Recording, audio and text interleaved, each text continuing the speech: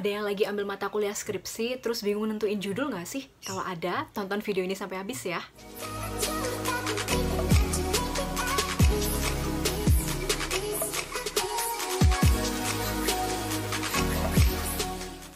Assalamualaikum warahmatullahi wabarakatuh. Hai, welcome back to my YouTube channel. Skripsi itu bagaikan akhir dari perjuangan kita di perkuliahan. Pasti kalian para mahasiswa-mahasiswa semester akhir pada bingung nih kan, mau bikin judul skripsi yang kayak apa sih? Di videoku ini aku bakal kasih tahu nih ke kalian gimana sih cara mudahnya untuk menentukan judul skripsi. Dan di sini aku nggak mau kasih tips buat satu jurusan tertentu ya. Aku kasih tips buat secara umum aja.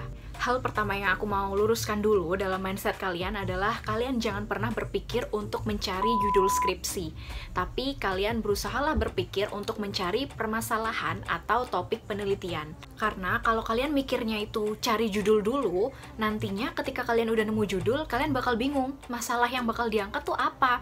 Yang ada nantinya malah kalian bikin-bikin masalah gitu kan, yang masalahnya sebenarnya nggak ada, kalian bikin ada. Karena kalian nemu judulnya dulu, bukan nemu masalahnya dulu, kemudian kalian tarik sebuah judul. Sampai sini paham kan ya? Pokoknya kalian jangan mikir untuk cari judul, tapi cari permasalahan atau topik penelitiannya dulu, baru setelah itu kalian bisa tarik sebuah judul dari permasalahan tersebut. Tips yang pertama adalah kalian bisa cari-cari nih fenomena-fenomena yang lagi hangat terjadi atau isu-isu terkini terkait bidang studi kalian. Cari isu yang sekiranya bisa kalian ambil sebuah permasalahan atau sebuah case dari fenomena yang terjadi itu untuk kalian ambil sebagai topik penelitian.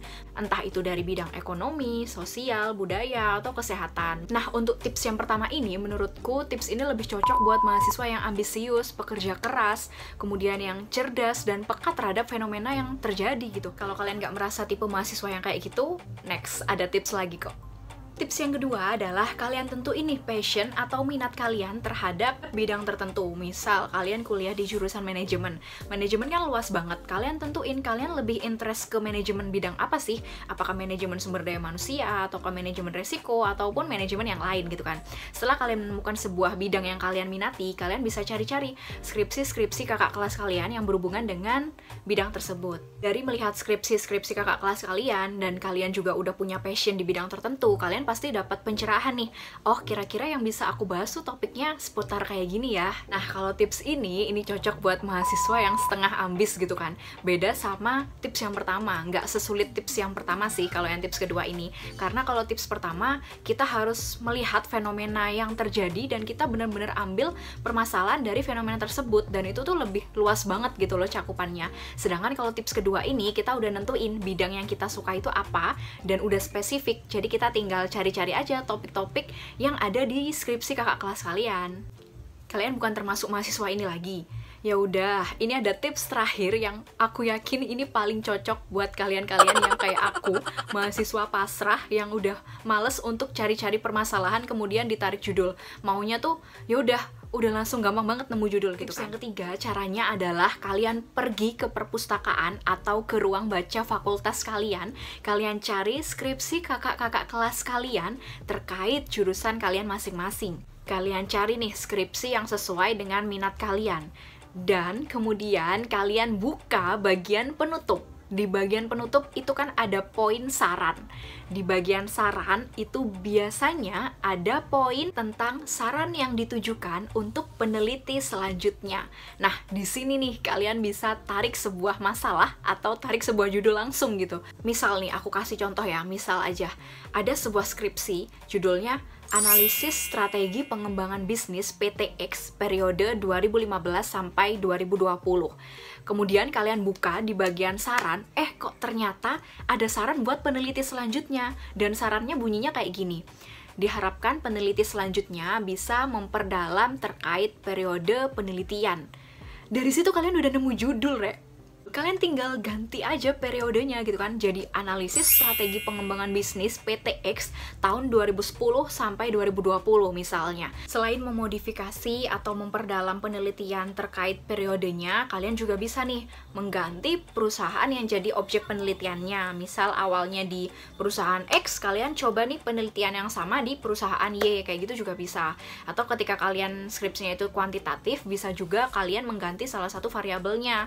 Kayak gitu doang doang udah bisa jadi judul sih sebenarnya.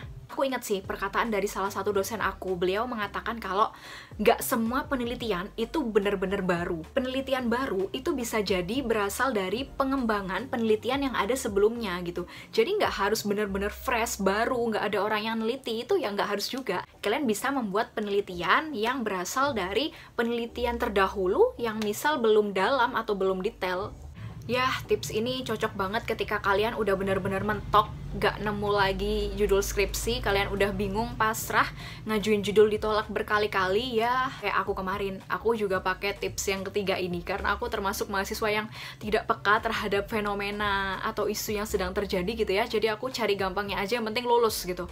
Cuman ya aku sadar sih lebih baiknya pakai tips yang pertama atau yang kedua, karena di situ otak kita menjadi lebih terpacu untuk memperluas lagi ilmu-ilmu yang udah kita dapat di perkuliahan gitu kan. Jadi kita nggak hanya meng-copy paste penelitian-penelitian yang sudah dilakukan oleh kakak kelas, tapi kita juga mengembangkan dan mengaitkan dengan isu yang sedang terjadi. Jadi penelitian tuh isinya nggak gitu-gitu doang. Jadi gimana? Kalian lebih cocok pakai tips yang nomor berapa nih? Kalian tipe mahasiswa apa nih? Sama kayak aku atau enggak?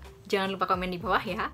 Ya udah segitu dulu yang bisa aku share ke kalian. Semoga video ini bermanfaat dan jangan lupa like video ini dan subscribe channelku buat yang belum, dan kalian juga boleh komen di kolom komentar bawah kalau kalian ada pertanyaan atau mungkin kalian ada saran buat video aku ke depannya. Dan sampai jumpa di video aku selanjutnya. Bye bye.